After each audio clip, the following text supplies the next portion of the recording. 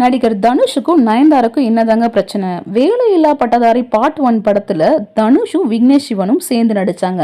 அந்த படத்துல நடிக்கும் பொழுதே விக்னேஷ் சிவனுக்கும் தனுஷுக்கும் ஒரு ஃப்ரெண்ட்ஷிப் ஏற்பட்டது. நட்பின் காரணமாக தான் தனுஷ் அவர்கள் விக்னேஷ் சிவனை வச்சு ஒரு படத்தை தயாரிக்கணும்ன்றத முடிவு பண்ணாரு. அப்படி 2015 தான் அவர் தயாரிச்சு வெளியான படம் நானும் ரவுடி தான்.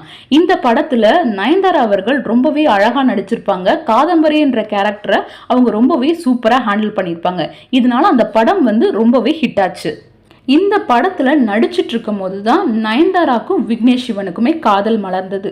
இந்த படத்துக்காக நயன்தாரா பல அவார்டுகளை வாங்கினாங்க. ஆனா அவார்டு மேடைகளையுமே அவங்க சொன்னது என்னன்னா, தனுஷுக்கு நான் இந்த படத்துல நடிச்சது அவருக்கு பிடிக்கல அப்படின்ற ஒரு வார்த்தையை அப்பயே குறிப்பிட்டிருந்தாங்க. இதை அடுத்து 7 வருஷம் காதலுக்கு பிறகு ஜூன் 2022 தான் நயன்தாராவும் விக்னேஷ் சிவனும் திருமணம் பண்ணிக்கிறாங்க. இந்த திருமணம் மகாபலிபுரத்துல ரொம்ப பிரைவேட்டா நடத்தி முடிச்சாங்க. இவங்க திருமணத்துக்கான அந்த உரிமையான வீடியோஸ்கள் எல்லாமே நெட்ஃபிளிக்ஸ் மூலமாக தான் வெளியிடணும், ஒரு டாக்குமெண்ட்ரி பிலிமா வெளியிடணும்ன்ற விக்னேஷ் சிவனும் நயன்தாராவும் முடிவு பண்ணி வச்சிருந்தாங்க. ஆனா திருமணமாகி 3 ஆண்டுகள் ஆனாலும் இன்னும் அந்த படம் நெட்ஃபிளிக்ஸ்ல வரலன்னு பல சிக்கல்கள் இருக்குன்னு சொல்லிட்டு வந்திருந்தாங்க.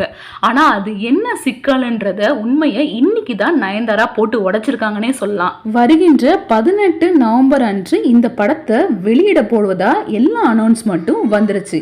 இந்த இடையில சிக்கல் யாருக்கிட்டன்றத இப்ப சொல்லியிருக்காங்க. அது வேற யாரும் இல்லைங்க, நடிகர் தனுஷால தான் இவ்வளவு பெரிய சிக்கலா இருக்கு. அது என்ன காரணம் அப்படின்னா, நடிகை நயன்தாரா எடுத்திருக்கக்கூடிய இந்த டாக்குமெண்ட்ரி பிலிம்ல நானும் ரவுடி தான் படத்துடைய 10 நிமிடங்கள் காட்சி மற்றும் அந்த படத்துடைய பாடல்கள் இடம்பெற்றிருக்கு. இதனால நடிகர் தனுஷ் அவங்க காப்பிரைட்ஸ் இஷ்யூவை ஏற்படுத்தியிருக்காங்க.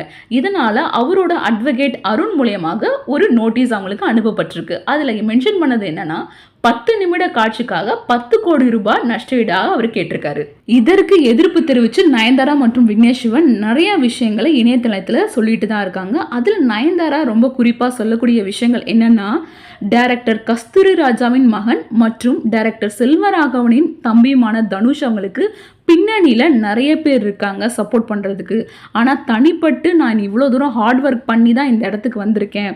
ஸோ எதுவாக இருந்தாலும் கடவுள் பார்த்துக்கிடுவாருன்னு சொல்லியிருக்காங்க. இதையடுத்து பிற துன்பத்தில் சந்தோஷம் அடையும் தனுஷ்னு நயன்தாரா பதிவு பண்ணியிருக்காங்க. இறுதியாக தனுஷுடைய அட்வொகேட் அருண் அவங்க ஒரு பதிவு பண்ணியிருக்காங்க. அது என்னன்னா, இது அனைத்திற்கும் தனுஷ் அவர்கள் பதில் கொடுப்பாருன்னு சொல்லி முடிச்சிருக்காங்க.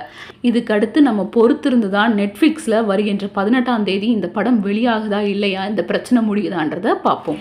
இந்த மாதிரி சுவாரஸ்யமான விஷயங்களை தெரிஞ்சுக்க நம்ம சேனலை சப்ஸ்கிரைப் பண்ணிக்கோங்க.